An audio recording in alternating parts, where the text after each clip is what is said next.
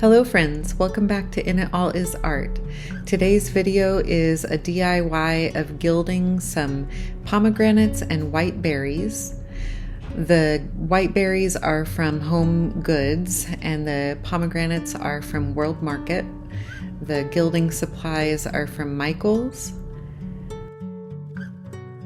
And I'm going to do a comparison between the gilding with the foil and then a paint, which you'll see later in the video. I'm also going to do a little mini tour of my art studio space. The gilding adhesive needs about 2 hours to dry, 1.5 to 2 hours to dry, and get kind of tacky before you apply the gold metal or the silver metal, depending on what you're doing. And so I'll do a little tour in between to fill that time.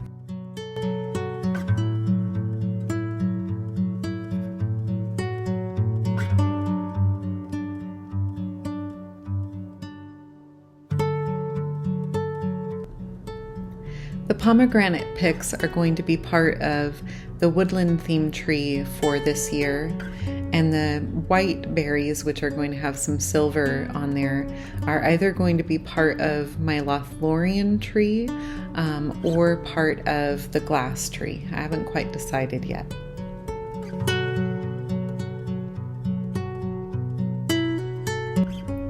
This is my first time playing with the gilding process. This tube of adhesive comes with a little tip that you can use to apply more of a textured adhesive to if you want to add that to an art piece, or you can squeeze it out of the tube and add it to a dish and then use a paintbrush to paint it onto your object. And I'm just going to make a little mess while I'm creating, because that is the kind of artist that I am.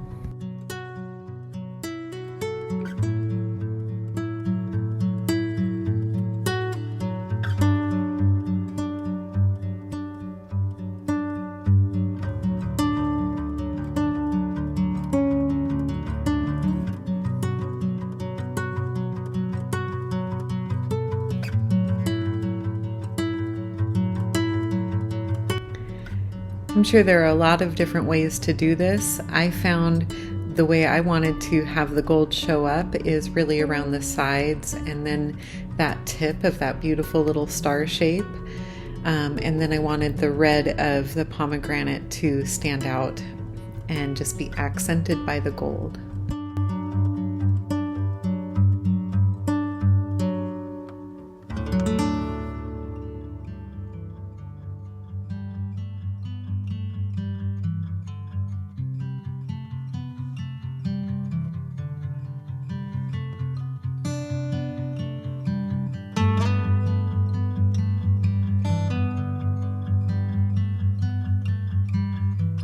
And then I'm just standing them up in a secure area to let them air dry. And now I'm going to work on the white berries. These look like a cedar foliage, but I don't know of any cedar tree that has a white berry like this. I'd be curious if this is based on a real tree, if anyone knows.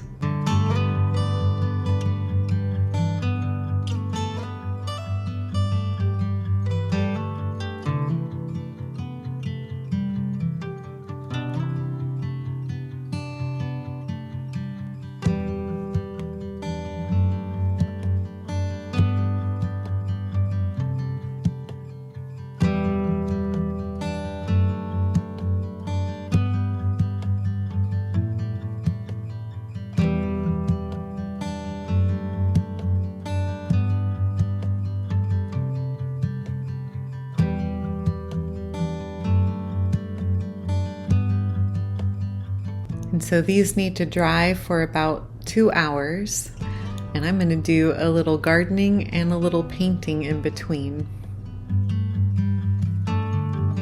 And so this brilliant metallic luster gold paint, we'll see how it shows up alongside the gilding with the sheets of gold.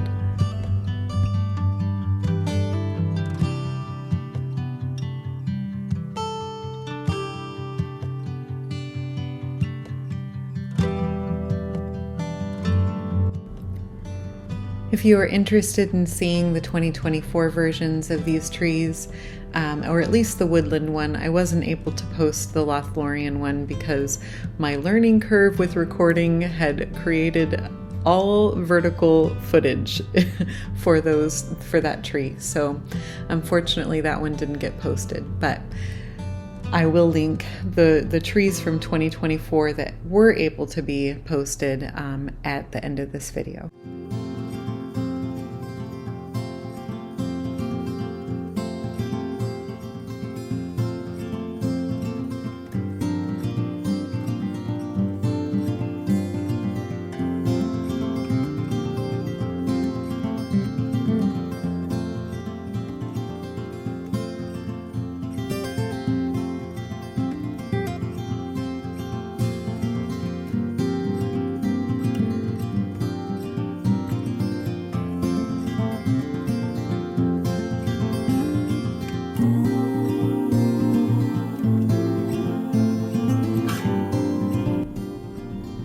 So I'd love to hear what you think of this paint. I really enjoy the shimmeriness of it. I'm not quite sure how it's going to do under the tree lights yet, so we'll see about that. And I decided to do a little bit of that paint on the white berries as well, so I'm going to do a comparison side by side, although the comparison will be with some silver foil instead of gold foil.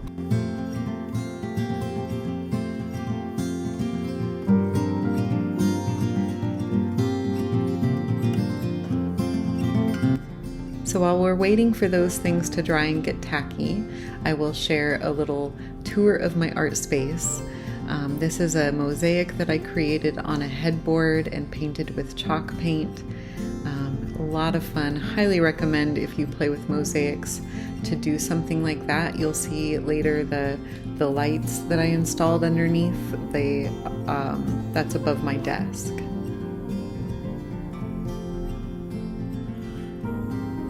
And then here is my autumnal equinox altar. I'll be putting together my winter solstice altar here pretty soon, and we'll definitely share that process. And then there's a gallery wall and some of my dear friend's stained glass.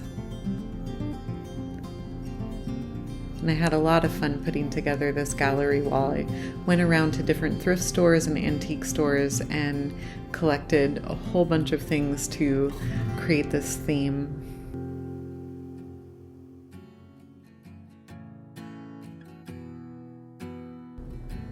And there's a little cat that hangs out. That's not my kitty cat, but there's a black cat and a white cat that like to hang out right outside my window, and I welcome that.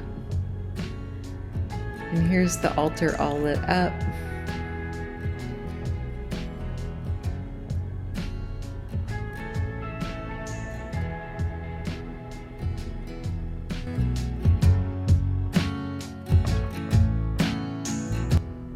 I put together an altar for each of the seasons, and I'll share those here on my channel as the seasons come and go. I'm a huge fan of little mushrooms, and I love that crystal mushroom that the light shines through.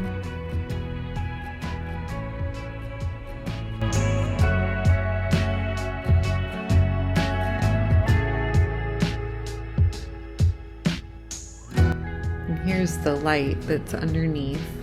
So when I'm sitting there, I have some light shining right on the table. And this is the display for in my living room. You may have seen the Halloween display that was there. This is the transition into just autumn.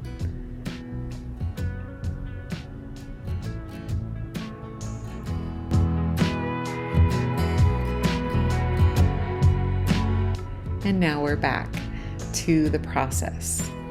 It's been a little over 2 hours. I got sidetracked doing some garden cleanup outside. And so now it's just the process of adhering this gold foil to that tacky surface. And I'm just doing a good little rub on the surface, and hopefully the gold adheres where I'm wanting it to go. So far so good. I'm enjoying the patchiness of this texture. It reminds me of old world maps.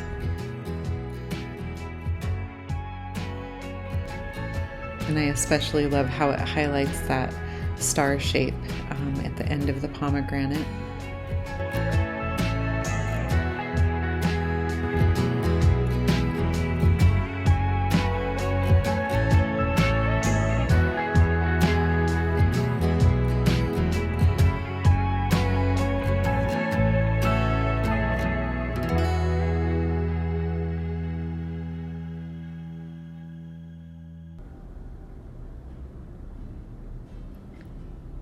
And there they are side by side. What do you think? I like them both. I think they're both going to add depth to that woodland tree.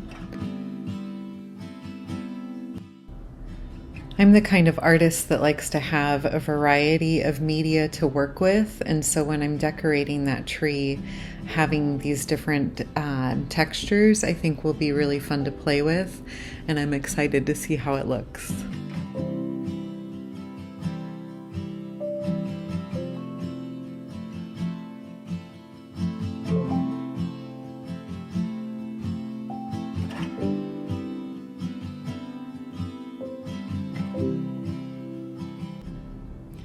Some of these will need a little bit of hot glue to pop them back on, but I found that it was actually easier to do some of the gilding without the stem and the leaves all around it. And I definitely found that the painting process, because I am a messy artist, I did get paint on some of the leaves as well, but I figure that's okay. It'll just add to the charm.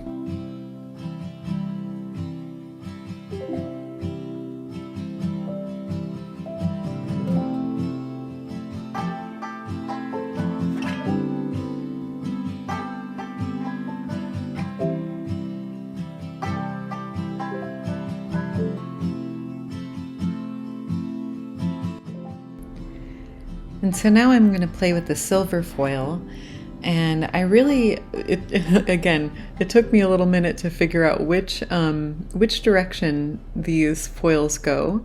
The gold one, the dark color goes out. The silver one, the dark color goes in. And I'm sure it says that under the written directions, but I am also an impatient artist, and so I didn't actually read the directions. I just kind of was like, yeah, I can do this. I learn by doing.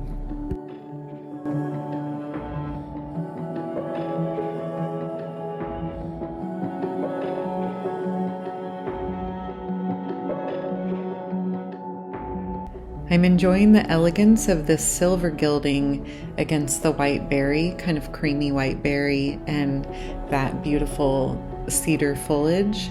And I think it's going to be well suited for the Lothlórien tree. And for those of you who are Lord of the Rings fans and have seen the Lord of the Rings and know what I'm speaking of, that scene where they're walking up the stairs on those giant malorn trees in Lothlórien. They're going up to meet Galadriel and Celeborn. And yeah, I think that the tree, I've tried to capture the spirit of that scene. There's one scene in particular with the colors and the vibe of my Lothlórien tree. I can't wait to share it with you all. But I think that this particular pick is going to really help add to that.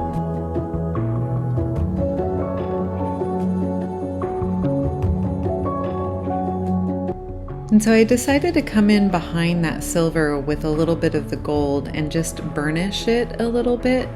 You can use I don't know, there's all kinds of things that people use to burnish the gilding, the gilt. I don't have all the language for this process yet, so forgive me if I am using the wrong words for this process.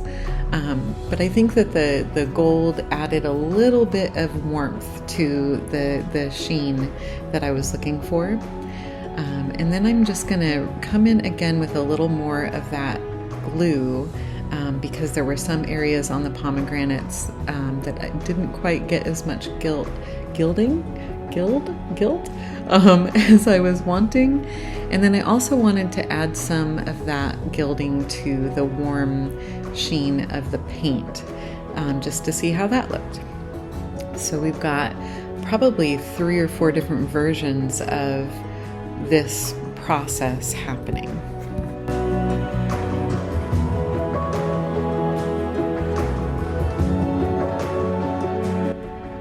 And now to reattach some of those pomegranates. Depending on your application, you might also want to use a sealant, and there are a variety of types of those available.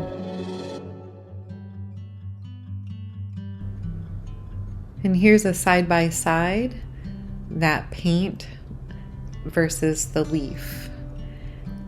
I think both have their own beauty, and I look forward to using them both in my trees. And here's the silver leafing.